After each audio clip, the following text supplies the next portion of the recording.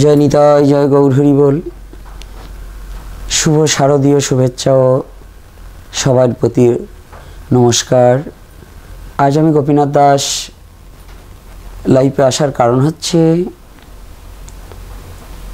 সারা বাংলাদেশে 5ই আগস্টের পর থেকে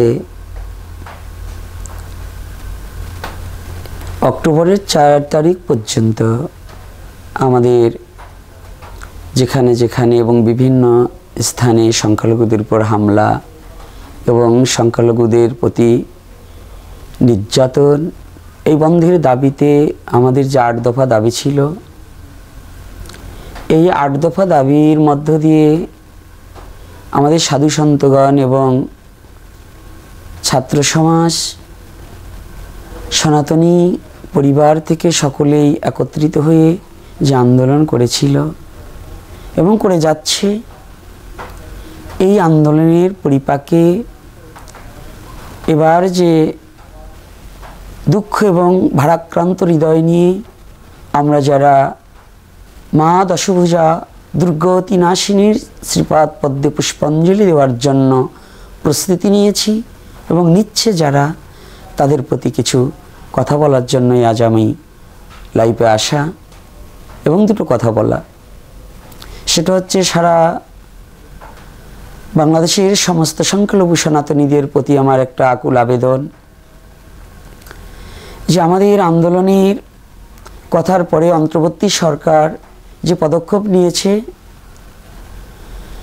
একদিনের ছুটি বাড়িয়েছে, ষষ্ঠীর দিনে পরীক্ষা স্থগিত রাখিয়াছে এবং আমাদের যত মন্দির ভাঙা হয়েছে এবং যত ক্ষয়ক্ষতি হয়েছে জানমাল, সমস্ত কিছু পুষিয়ে না দিতে পারলেও তারা কথা দিয়েছে যে আমাদের যাদের ক্ষতি হয়েছে যে মন্দিরগুলো পুনর্নির্মাণের জন্য আর্থিক সহযোগিতা করবে এবং যা যা হয়েছে কঠোর পদক্ষেপ নেবে।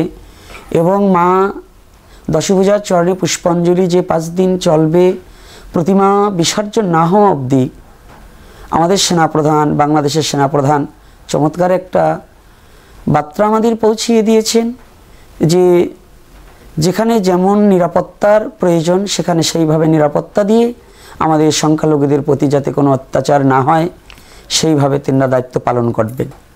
এটা বড় গর্বের সহিত বলছি যে না, এটা তারা ভালো একটা কাজ করেছে এবং উদ্যোগ নিয়েছে সেনাপ্রধানের প্রতি, এর জন্য চিরকৃতজ্ঞ এবং অন্তর্বর্তী সরকারের কাছেও আমরা চিরকৃতজ্ঞ। কিন্তু আরও আমাদের যে আরও কিছু দাবি আছে, সে দাবিগুলো সসম্পূর্ণ না হওয়া পর্যন্ত আমাদের কার্যক্রম চালিয়ে যাব।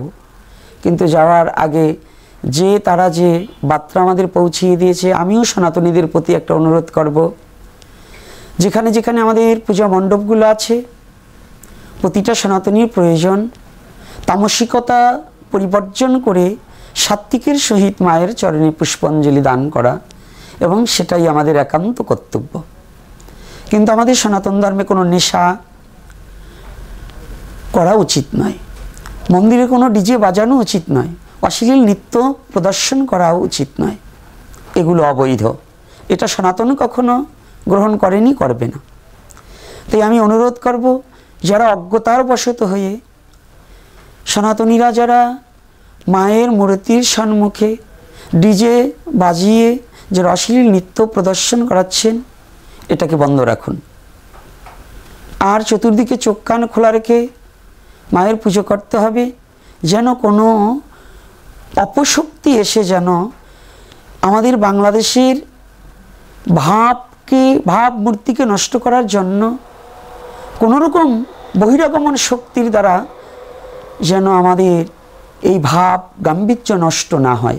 এদিকে চোখ কান খোলা রেখে আমাদের প্রতিটা মন্দিরে পাহারা সিটিং করে এবং আমাদের মায়েদের অশ্লীলভাবে চলাফেরাকে বন্ধ রেখে আমরা সাম্যতার মধ্যেই মায়ের চরণে পুষ্পাঞ্জলি দান করব। এটা আমি সমস্ত সনাতনীর কাছে করজোড়ে বিনয় করে আমি প্রার্থনা জানাচ্ছি, যেন এর চেয়ে আমাদের এমন কোনো কিছু করা উচিত নয়। কোনো রাজনৈতিক প্রেক্ষাপটে কোনো দলকে, কোনো দলের হয়ে আমাদের কাজ করা না করাটাই বাঞ্ছনীয়। আমরা সনাতনী, আমাদের বাংলায় গণতান্ত্রিকভাবে ভোট অধিকারের অর্জনে ভোটের যে নির্বাচিত যে সরকার আসবে, আমরা সেই যখন যে দল আসবে আমরা সেই সরকারের সম্মান জানাবো, আমরা সেই সরকারের স্যালুট দেব, সেই সরকারের কথা আমরা মানব।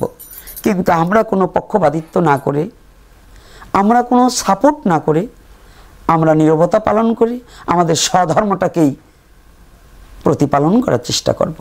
আমরা কোনো দলের নয়, আমরা কোনো মতের নয়, আমরা কোনো জনগোষ্ঠী নয়, আমরা একটাই কথা, আমরা সনাতনী।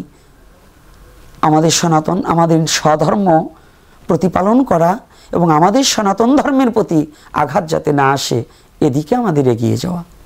আমরা এমন কোনো কর্ম করব না যে আমাদের অন্য কোনো ধর্মের লোক আমাদের প্রতি কটাক্ষ চোখে তাকাক।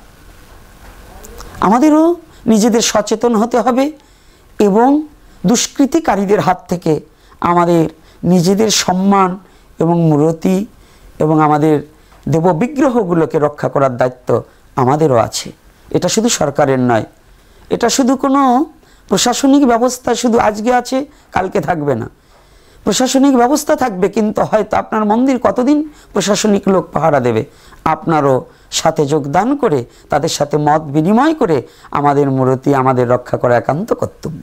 আমার ধর্ম আমাকে রক্ষা করা একান্ত কর্তব্য। এজন্য আমাদের সবার এগিয়ে আসতে হবে।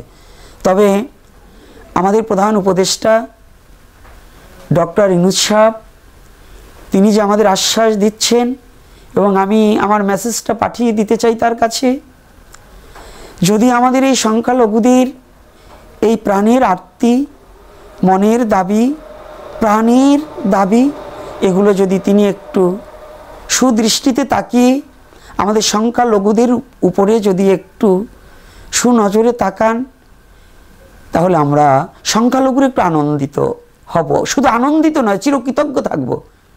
যা অন্তর্বর্তী সরকারের কাছে আমাদের এটাই কাম্য, অন্য কিছুর জন্য নয়।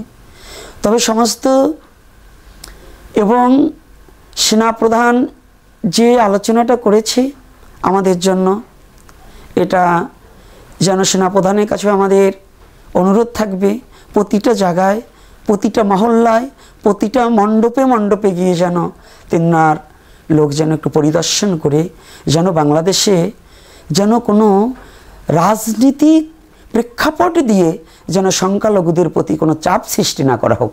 এটাই আমি করজোরে নয়, শুধু আমি বিনীত প্রার্থনা জানাবো সেনাপ্রধানের কাছে, যেন তিনি একটু ব্যাপারটা খতিয়ে দেখে, কোনো রাজনৈতিক প্রেক্ষাপট দিয়ে যেন সনাতন ধর্মটার উপর কোনো অত্যাচার এবং কোনো নিপীড়িত এবং কোনো অসাধু ব্যবসায়ীরা যেন সনাতন ধর্মটাকে ব্যবসার কাজে না লাগাতে পারে। এজন্য আমি আবারও বিনীত অনুরোধ করব সেনাপ্রধানের কাছে, তিনি যেন একটু কঠোর নজরদারিতে রাখে। এটা আমি তার কাছে বিনীত প্রার্থনা।